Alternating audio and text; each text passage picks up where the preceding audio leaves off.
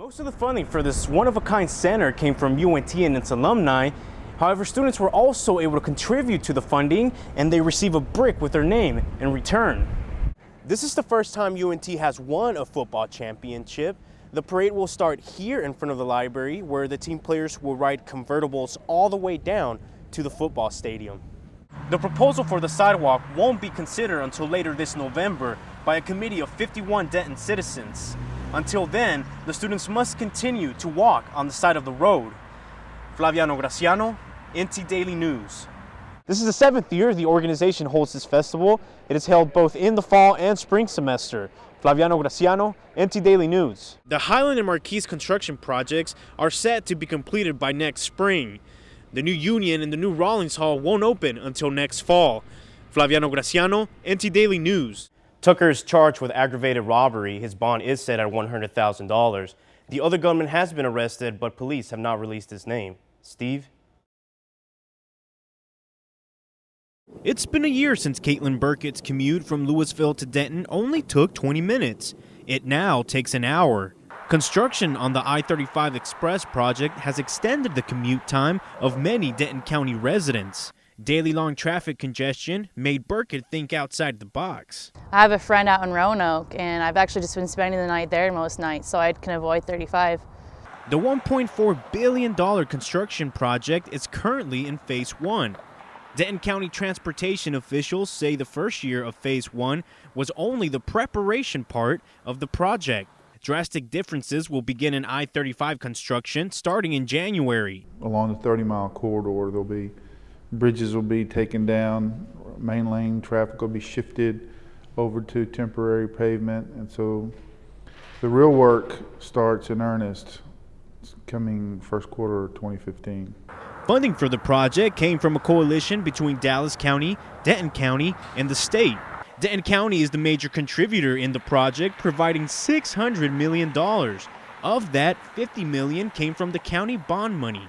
The project will add general-purpose lanes, managed toll lanes, and frontage road improvements from I-635 in Dallas County to U.S. Highway 380 in Denton. It's going to be rough on 35, but by that first quarter of 17, you're going to start to really like I-35E. The I-35 Express project is set to be completed by mid-2017. Revenue from the new toll lanes will come back to the county to be used for future I-35 renovations. Flaviano Graciano, NT Daily News. Voter registration in Denton County hit record-breaking numbers. More than 408,000 people are registered to vote in Denton County. About 17% of those newly registered are 18-year-olds.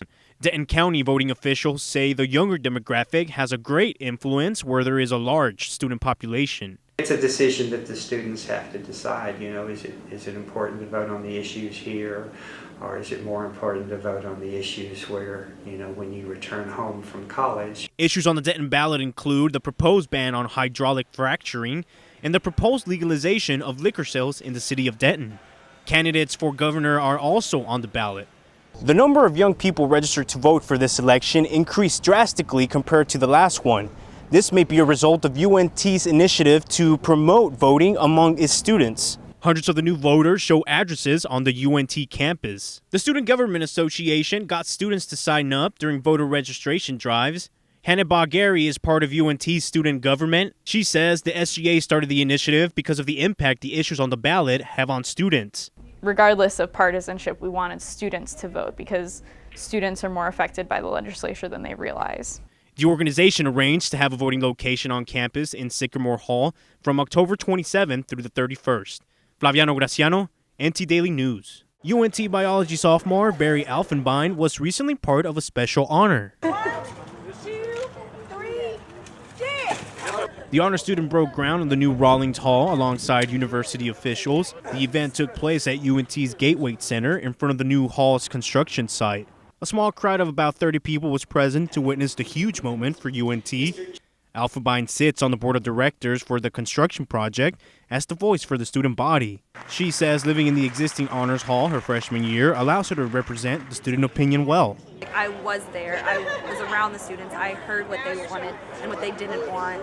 The new 118,000 square foot residence hall will house 500 students, and it will cost UNT about $37 million. UNT's president says the multi-million-dollar investment is needed right now due to the increased enrollment in the Honors College. As long as you have demand and you can afford to put up new dorms, they actually are a good financial investment because they pay themselves off over a period of years. Rawlings says having his name associated with the expansion of the Honors program is an honor. And I'm so pleased that it's a student building, a building that is dedicated to student excellence in support of the Honors College. The back porch of the new hall will connect with both Clark and the current Honors Hall.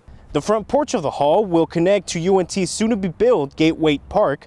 Both construction projects are part of UNT's master plan to renovate the entranceway by Interstate 35. Flaviano Graciano, NT Daily News. The Johnson family took full advantage of Saturday's fair weather to enjoy Denton's 15th annual Art, Antique, and Auto Extravaganza. There's lots of stuff. The cars are fun for the kids to look at and for us to look at, and all the art shows on the other side is really fun. I have some relatives that did some art projects today, so it's been really fun. Old school cars, live music, great food, and even Batman's Batmobile could be seen around the square. A silent auction was held inside the old courthouse. Color for art could be seen throughout the venue, all from local artists. Vendors circled the square, providing games and activities for the Denton Festival goers. And then there were cars, lots of them. One that stood out from the rest was this 1973 Dodge Charger turned Batmobile. Stan Ultim owns the Bat Rat. This is the third time Ultim has come to this car show. He says it took him 6 years to turn his hot rod into the legendary superhero's automobile. I've put a mobile bat cave in the back. It has lasers that shoot out the front. It has missile launching capabilities. It really is just an all-around crime-fighting machine. Trophies were later awarded for the festival's different competitions. As for the Johnson family, We liked it a lot. It's been great. We've had a great time today. they and others say they plan to return to next year's festival. Flaviano Graciano, NT Daily News.